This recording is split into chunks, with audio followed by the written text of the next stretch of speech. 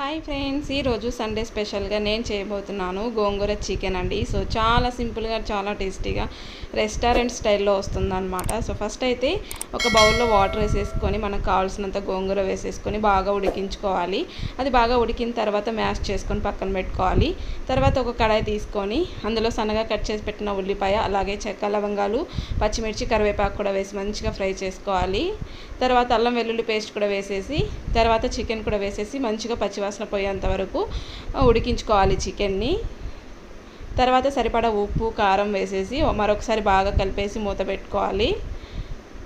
ఇలా చికెన్ బాగా ఉడికే వరకు మూత పెట్టుకుంటూ మధ్య మధ్యలో కలుపుకుంటూ ఉడికించుకునే ఉండాలి. తర్వాత మనం ఉడికించి పెట్టుకున్న గోంగూరని మిక్సీలో వేసేసి బాగా బ్లెండ్ చేసేసుకొని ఆ పేస్ట్ని చికెన్లో వేసేసుకోవాలి. సో తర్వాత కొంచెం సరిపడా సాల్ట్ వేసేసుకోవాలి.